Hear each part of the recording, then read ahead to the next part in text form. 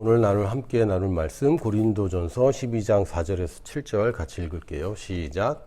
은사는 여러 가지나 성령은 같고 직분은 여러 가지나 주는 같으며 또 사역은 여러 가지나 모든 것을 모든 사람 가운데서 이루시는 하나님은 같으니 각 사람에게 성령을 나타내심은 유익하게 하려 하심이라. 아멘.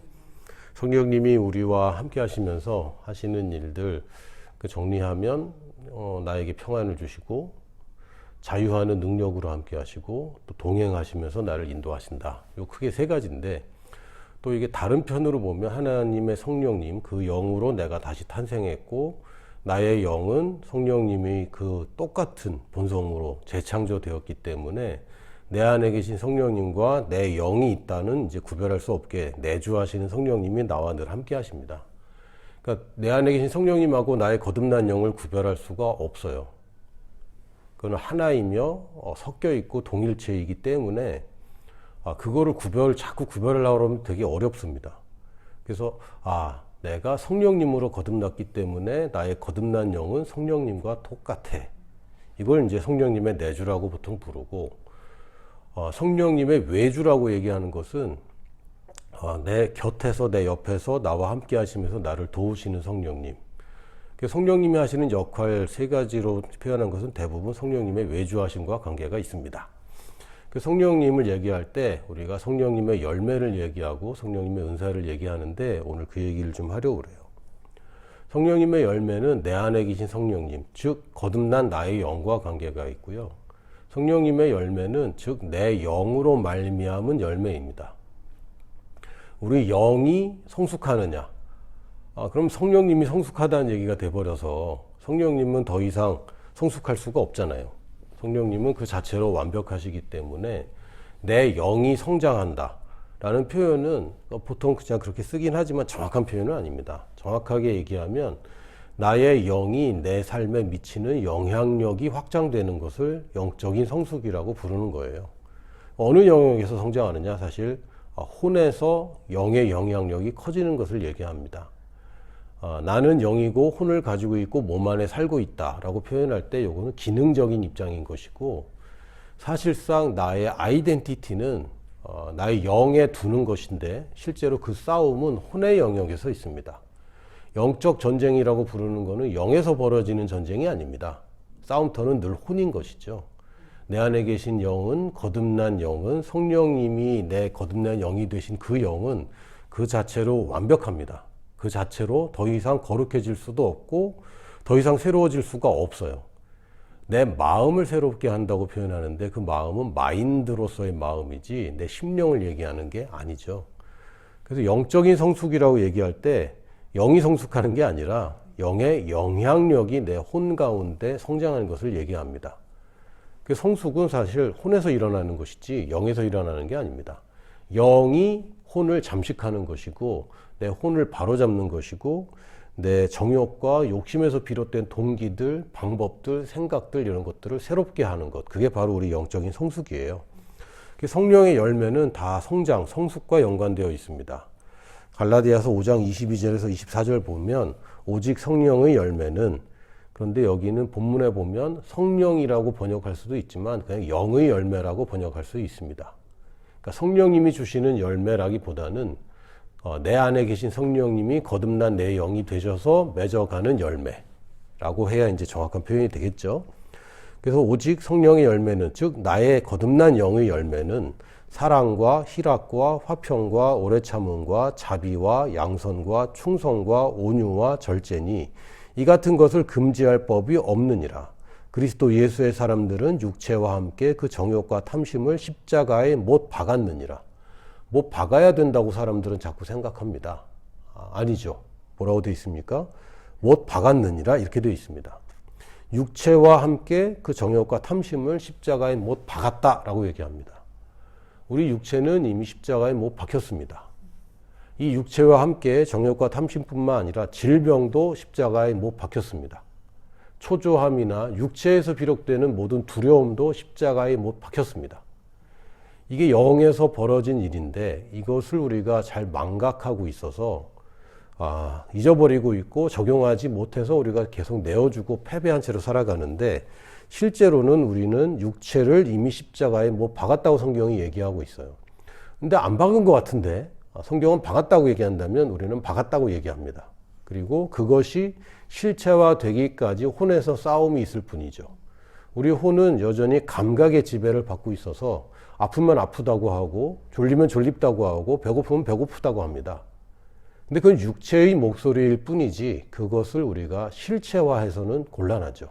우리가 실체화하는 것은 영의 사실들입니다. 영에서 벌어지는 것들을 우리가 실체화하면 할수록 우리는 성장할 수밖에 없어요. 그래서 성령의 열매를, 영의 열매를 9가지를 얘기했는데, 사랑. 이거 성령님이 내게 주시는 거 아닙니다. 이미 주셨습니다. 그러므로 내가 발전시켜야 되는 분야예요. 원수를 내 몸과 같이 사랑하는 것, 주님께서 나를 사랑하신 것처럼 서로 사랑하는 것, 이건 내가 해야 되는 일입니다. 희락, 기쁨, 이것도 내가 가져야 되는 거예요. 그러니까 나에게 주시옵소서 할 게 아닙니다. 이미 나는 가졌다라고 얘기합니다. 평안, 화평, 이것도 성령님이 이미 내게 주신 것입니다. 그러므로 성령님께 구하는 건 나쁘지 않습니다. 하나님 내가 사랑할 수 있게 해주세요 라고 얘기할 때마다 그렇지, 하나님의 사랑이 나에게 이미 부음바 되었다라고 하는 성경적인 사실 또한 우리가 같이 고백합니다. 그래서 우리가 처음에는 하나님 주세요라는 식으로 접근하더라도 결국에는 그렇지, 내가 이미 받았구나 라고 결론을 내어진다면 그렇게 접근하는 것도 나쁘진 않습니다. 구약의 시편을 보면 다 그런 식으로 접근되어 있어요. 다윗이 너무 힘들어서 하나님 왜 날 버리십니까? 라고 시작하지만 결국 그렇게 하소연하다 보니까 아니네, 내가 살아온 은혜가 계속 있었고 지금 내가 이런 상황일지라도 하나님의 은혜는 사실은 멈추지 않지. 하나님은 신실하시지. 그래서 내가 주를 찬양하리로다 라고 바뀝니다. 이게 시편의 구약이긴 하지만 시편의 접근 방식인데, 이게 나쁘다고 할 수는 없는데 여전히 그리스도인들이 여기에만 있으면 곤란합니다. 우리는 이미 사랑을 내가 가지고 있다. 내게 기쁨이 있다. 나는 기뻐하는 게 마땅해. 나에게 평안을 주셨어. 지금 내가 초조하거나 두렵거나 지금 이런 것들은 내 것이 아니야. 라고 바로 들어가는 게 더 좋겠죠. 오래 참음도 우리 것입니다. 오래 참는 것은 다 좋아하지 않아요. 제가 오래 참기 힘든 분야 중에 하나가 사우나예요. 사우나 가면 일단 그 한증막에 들어가기 전부터 나가고 싶어요. 근데 가면은 왠지 모르게 버텨야 된다는 생각이 자꾸 있는데, 그럼 버티다가 막 어지럽죠. 별로 좋아하지 않습니다. 근데 오래 참음이라는 것도 굉장한 능력입니다. 오래 참는 것. 그 참을성이 없는 것은 참 우리로 하여금 그 결과 앞에서 혹은 해결되는 그 순간 앞에서 좌절하게 만들죠. 이것도 굉장한 능력입니다. 자비라고 되어 있는데, 이 킹제임스 성경에는 이건 젠틀네스라고 되어 있습니다. 보통 자비는 mercy라고 표현하는데 이 번역이 조금 아쉽다. 젠틀네스는 자비라고 번역하지는 않잖아요, 보통. 뭐라고 하면 이게 뭐라고 그러죠? 젠틀리스면 온화함 혹은 예의 바른, 신사적인, 이런 것도 성령님으로 말미암아 거듭난 내 형이 맺어가는 열매입니다. 양선이라고 했는데 양선이란 말은 뭐 쓰지도 않는 말인데 그냥 선함입니다. 착한 거. 이것도 내가 맺어가는 열매입니다. 요즘은 덕목이 착하거나 이 온유한 거, 영어로는 meekness라고 되어 있는데 이거는 좀 연약한 거, 이런 걸 얘기하거든요. 이런 것들은 좀 나쁘다는 개념들이 많이 생기는 것 같아요. 강해야 되고 자기 주장 다 해야 되고 이겨야 되고 내가 내 걸 차지해내야 되고 이런 것들이 이제 덕목이 되고 있는데, 성령의 열매는 그렇지 않습니다. 이거는 호구되는 것 같은 느낌? 그냥 오래 참고 또 그냥 착하게 굴고 양보하고 그냥 저 사람 왜 이렇게 약해 빠졌어 라고 할 정도로 온유하고, 사실 이런 것들이 우리가 추구하는 바입니다. 근데 왜 이거 추구하는 게 불편하게 느껴지냐면 세상에선 그러면 손해본다고 가르치거든요. 그러나 절대 손해보지 않습니다. 그리고 충성이라고 번역되어 있는데 다른 데는 다 믿음이라고 번역했는데 왜 여기만 충성이라고 번역했는지 모르겠어요. 그냥 믿음이라고 하는 게 맞습니다.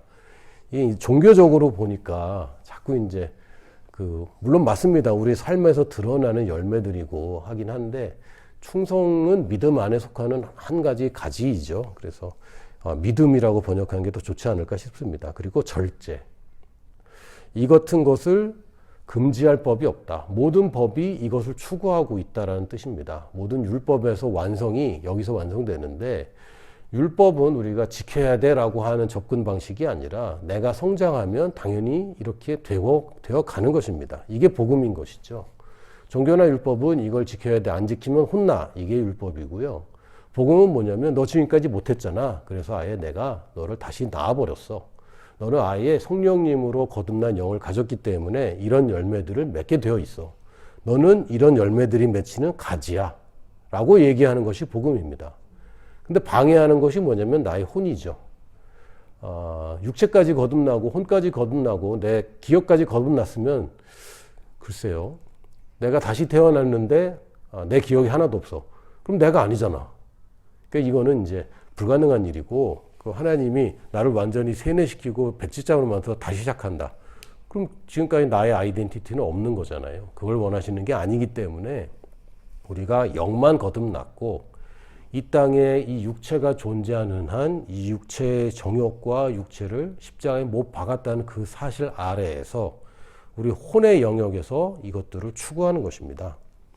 그래서 성령의 열매는 대부분 영적인 성숙하는 걸 얘기하고요. 인격적인 면과 관계적인 면을 다룹니다. 이 성령의 열매가 인격만 있는 게 아니에요. 다 관계입니다. 나 혼자서 사랑한다. 그런 게 어디 있어요. 사랑의 대상이 있지. 다 관계적인 면인 거죠. 그리고 이 성령의 열매는 첫 번째는 나 자신을 위해서입니다. 아니 잠깐만요. 오래 참는 게 날 위해서라고요? 아니요. 이건 능력이라니까요. 오래 참으면 고통스럽잖아요. 오래 참는 거는 내가 싫단 말이에요. 빨리 해결해 주는 것이 나를 위해서 아닙니까? 라고 얘기하는데 아닙니다. 오래 참을 수 있는 것과 오래 참아야 되는 것은 다르죠. 우리가 오래 참을 수 있는 사람이 된다면 세상에 있는 장애물이 굉장히 레벨이 낮아집니다. 이게 더 이상 나한테 큰 문제가 안 돼요. 어릴수록 초조하죠. 예전에 아이들하고 부산에 내려간 적이 있거든요. 출발하자마자 우리 막내가 아빠 얼마나 남았어요? 이걸 물어보기 시작하는 거예요. 내비상 4시간 반 남았어. 10분 있다 또 물어봐. 아빠 얼마나 남았어요? 4시간 20분 남았어. 이게 굉장히 초조합니다. 어려서 그래요. 어리고 경험이 없으면 초조해지는데 성숙해지면 오래 참는 것이 익숙해집니다. 옛날에 아버지가 뜨거운 탕에 들어가면 좀 있으면 괜찮아져 라고 얘기했는데 절대 괜찮아지지 않았어요. 근데 나중에 어른이 되고 나니까 참을 수 있게 되는 거죠. 이게 성숙인 것이고 그것은 나를 위한 것입니다. 이 양보하는 거, 그냥 연약하게 보이는 것, 남에게 친절하게 대하는 것, 이런 것들이 나 자신을 위한 것이라는 것을 명심해야 됩니다. 성령의 열매는 첫 번째는 나 자신을 위한 것이고 두 번째는 그 열매들을 보는 사람들. 사실은 모르는 사람들은 내 열매를 못 봐요. 내가 얼마나 사랑이 많은지는 나랑 관계가 지속된 사람들이나 알지. 첫 만남에서 저 사람 인상이 좋다. 인상만 좋은 거죠. 근데 실체는 모르잖아요. 그래서 나 자신과 나와 관계를 맺고 있는 사람들을 위한 열매들입니다.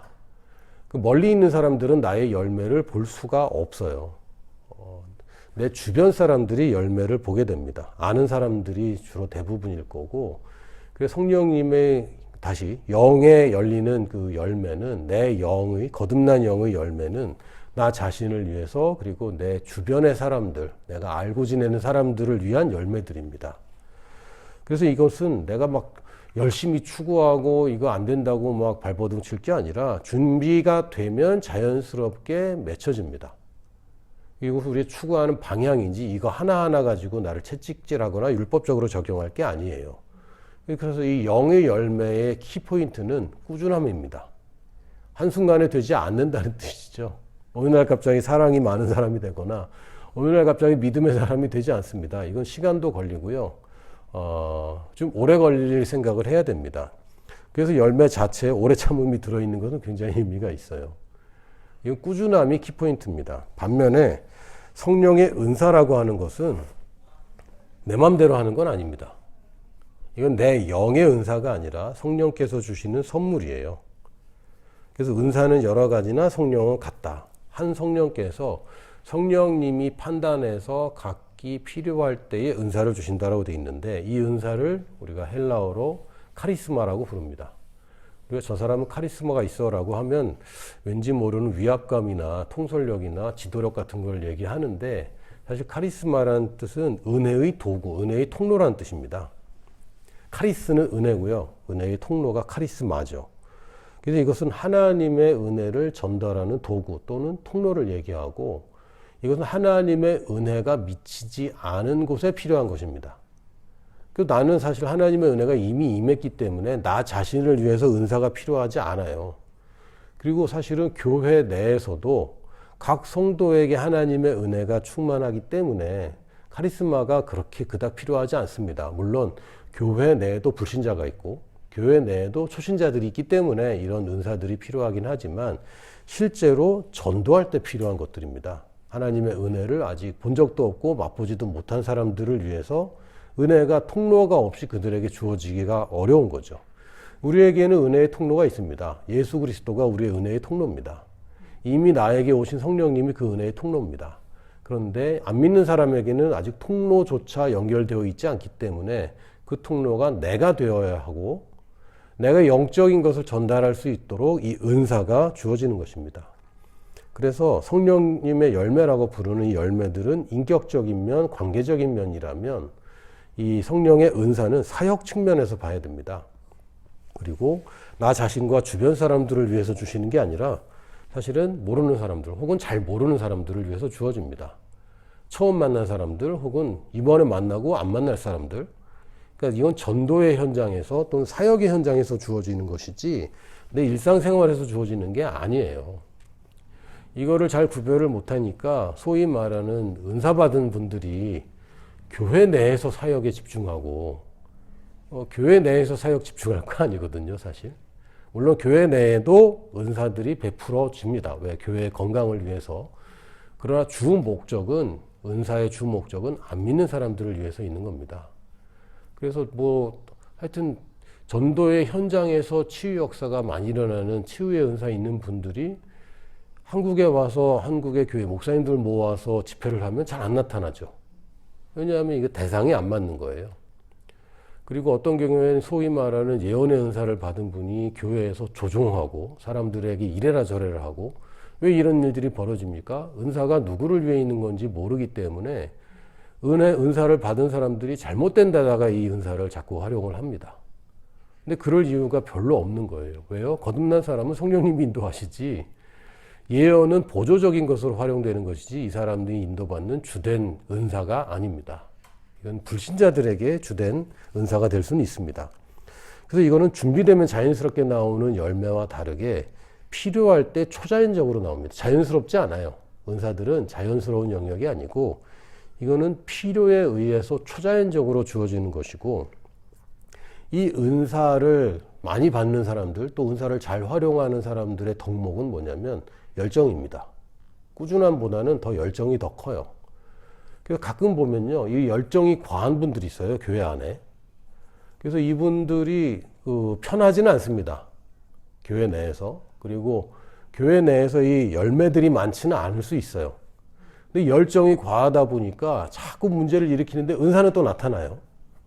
그래서 이해가 안 되는 거죠. 아니, 저 사람은 믿은 지 얼마 안 됐고 또는 삶을 보면 별로 그렇게 거룩하지도 않고 자꾸 이제 어디가 술 먹는 것도 내가 알고 있고 그런데 또 은사는 나타나고 이게 되게 헷갈리는 겁니다.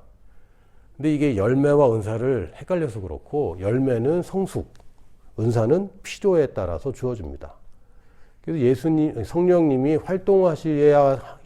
나타나셔야 하는 현장에 있는 그 사람에게 은사가 주어지고 그 현장을 많이 찾아가는 사람에게 은사가 많이 나타날 수밖에 없어요.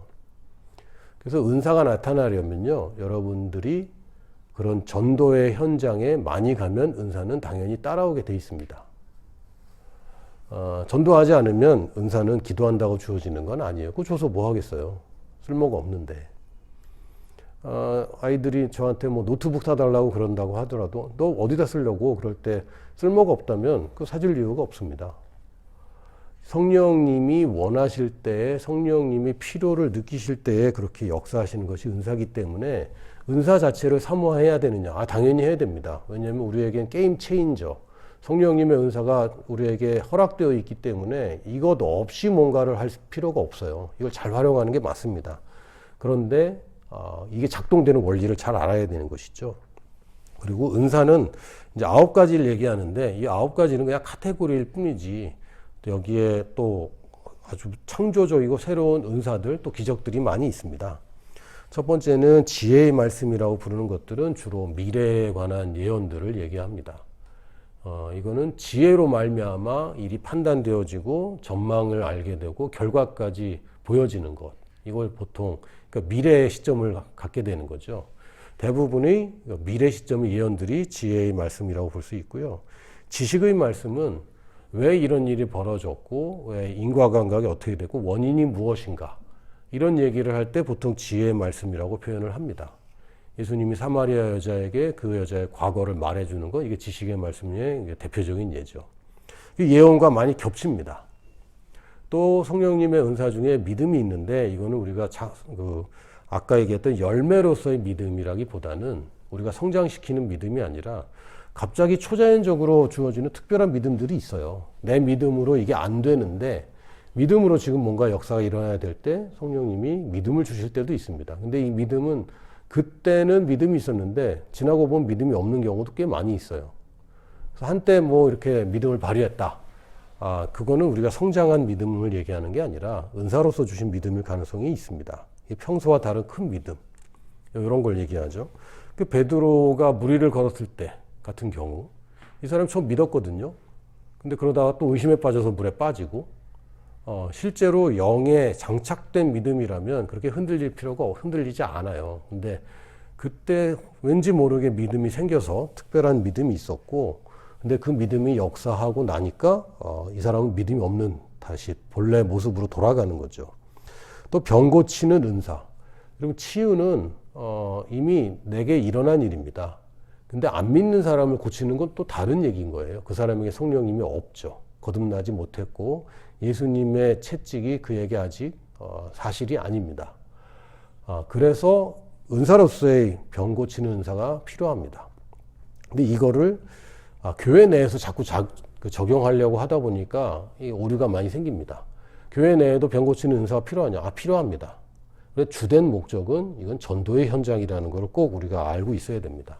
병 고치는 은사가 그래서 초신자들이나 불신자들한테 더 잘 일어납니다. 근데 예전에 믿음으로 치유받아 본 사람들, 자기 스스로 말씀으로 이겨본 사람들한테는 이 병 고치는 은사가 잘 나타나지 않죠. 그래서 교회에서는 그렇게 치유 사역자가 나와서 치유 집회를 하고 그러는데 엉뚱하게 안 믿는 사람 왔다가 낫는 경우가 더 많아요. 근데 이런 것들이 은사로서 작동될 때는 이런 기능적으로 이런 그 기전이라고 그러는데 이 메커니즘을 우리가 이해하면 이걸 잘 사용할 수 있게 됩니다. 또 능력 행함이라고 하는 것은 각종 기적들, 뭐 물 위를 걷는 것, 또 빵이 불어나는 것, 창조적인 기적들. 어떤 경우에는 뭐 금리빨이 나기도 하고 처음엔 제가 금리빨 난다는 소리를 듣고요. 이걸 어떻게 받아들여야 되지? 성경에 없는 거잖아요. 그럼 성경에 없으면 다 틀린 거냐? 그건 아니잖아. 아니 내 생각에는요. 그러면 그냥 새 이빨을 주셔야지 왜 금리빨을 주시냐? 근데 제가 언제 이게 금리빨이 더 좋다라는 거 언제 알았냐면 제가 금리빨을 하면서 알게 됐어요.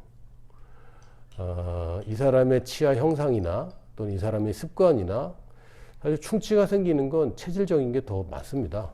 그리고 치아의 틈이 어떻게 생겼느냐에 따라서 충치가 잘 생기기도 하고요. 이 사람의 생활 습관도 굉장히 먹는 거 여러 가지 굉장히 중요한데 새 이빨을 줘봤자 또 썩습니다.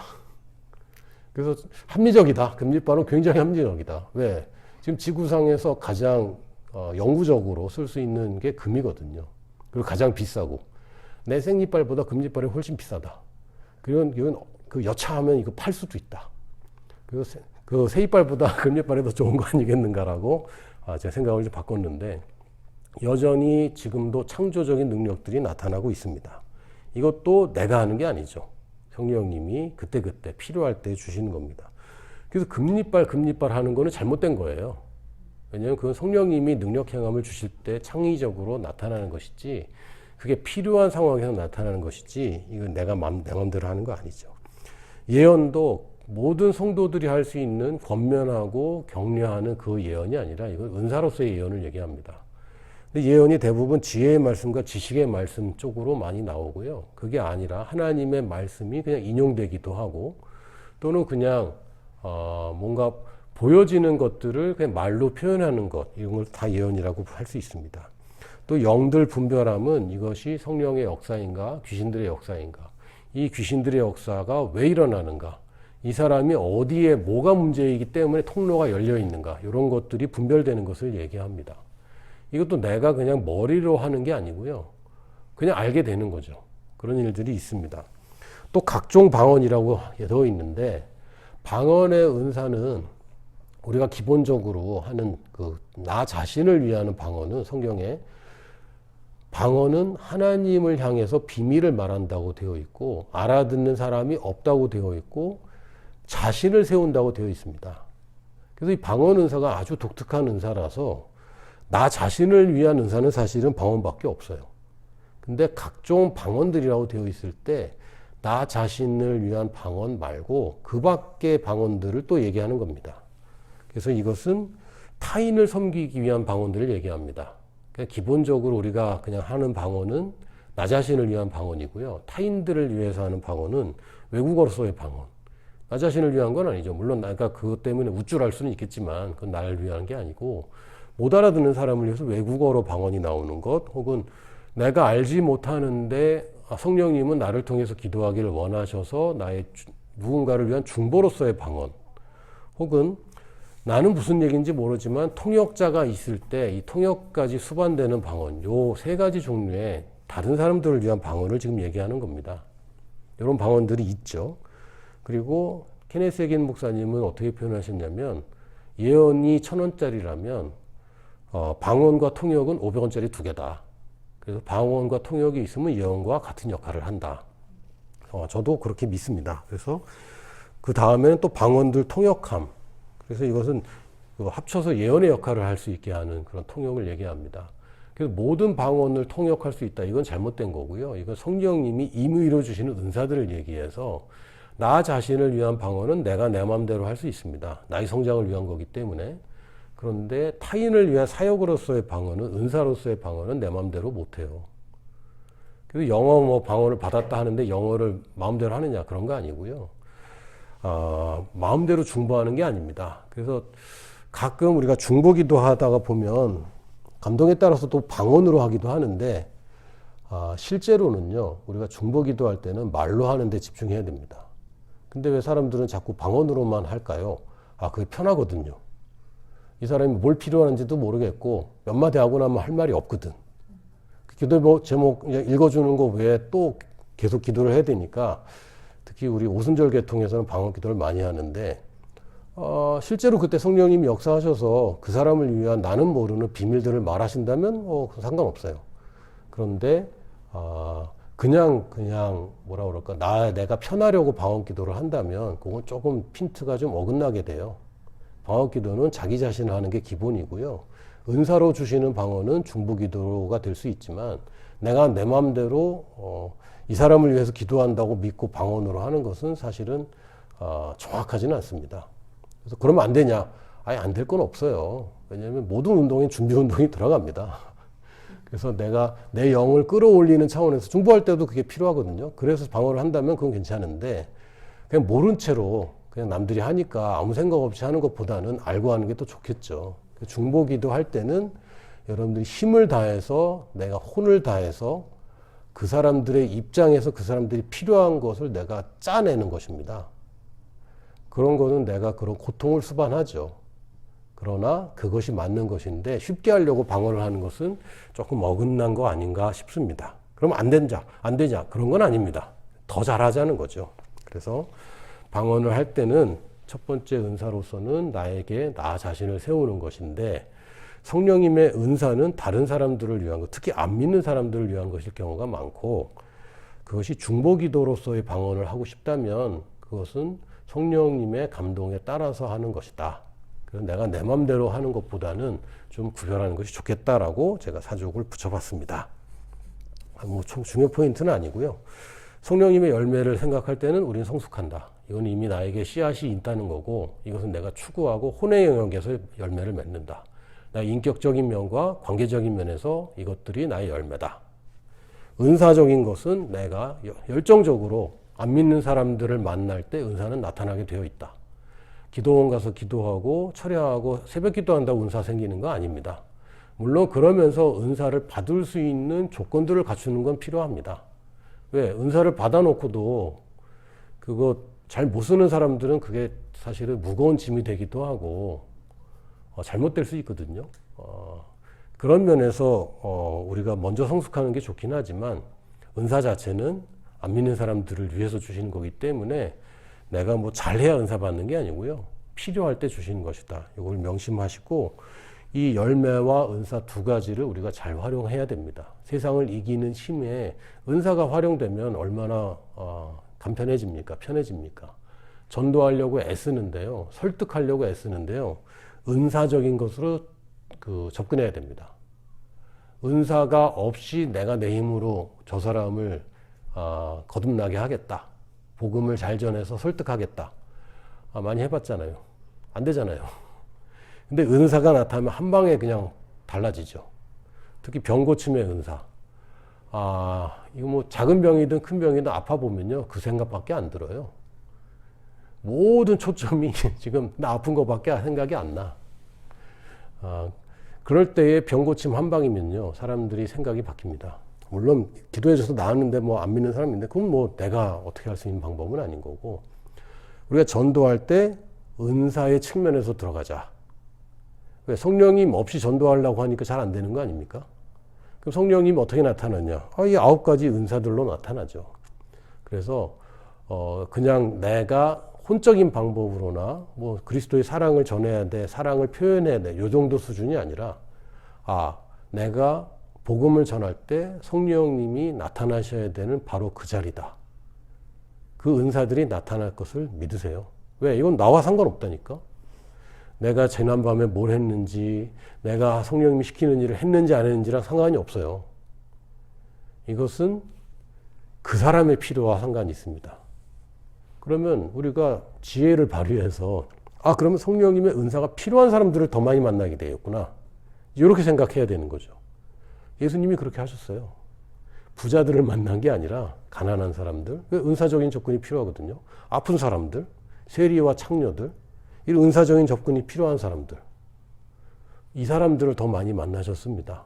병고침이 필요한 사람들을 제일 많이 만나셨죠.